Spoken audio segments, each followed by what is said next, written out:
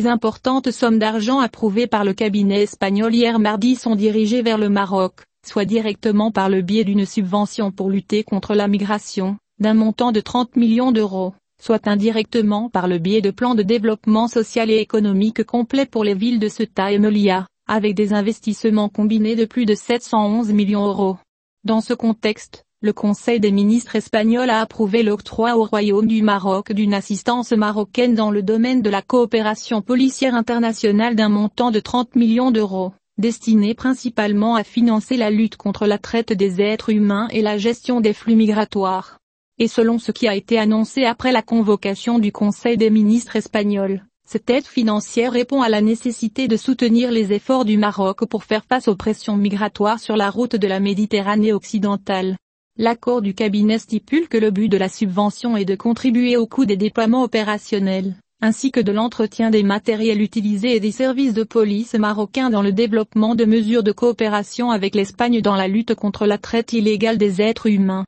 Les données enregistrées tout au long de 2022 confirment l'efficacité des mesures de coopération policière internationale pour faire face aux arrivées irrégulières, ce flux migratoire ayant diminué d'environ 20%. Le contrôle et la justification de ce soutien sont soumis au ministère de l'Intérieur près l'ambassade d'Espagne au Maroc, qui est l'organe chargé de vérifier la bonne destination des ressources financières et leur adaptation aux buts et objectifs spécifiques, le degré d'efficacité et efficacité. D'autre part, le Conseil des ministres espagnols a annoncé des plans de développement social et économique complets pour les villes de Ceuta et Melilla, avec des investissements combinés de plus de 711 millions d'euros entre 2023 et 2026. Ceuta et Melilla sont deux régions aux caractéristiques uniques qui nécessitent une attention différenciée en raison de l'ensemble des difficultés associées aux facteurs économiques, sociaux et démographiques, a déclaré le Conseil, expliquant que plus de 75% du financement des plans des deux villes provient de sources générales.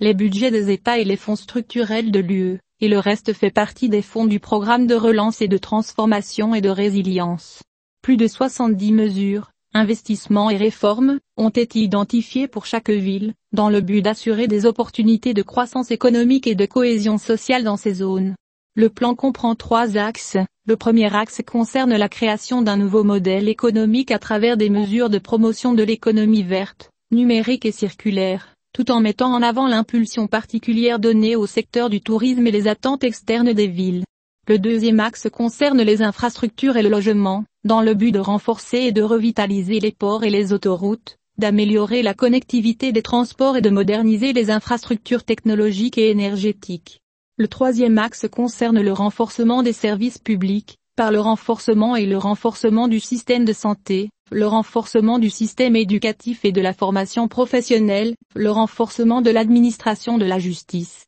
le renforcement du secteur culturel, la numérisation des administrations publiques, le renforcement des services de l'État, et le renforcement des capacités des départements pour orienter les investissements vers l'économie réelle. Dans les deux villes, il y a un engagement à établir des bureaux de gestion de projets, qui contribuent à la mise en œuvre du grand volume de ressources qui seront injectées dans l'économie, avec une attention particulière aux investissements provenant des enregistrements de rejets et de transferts de polluants.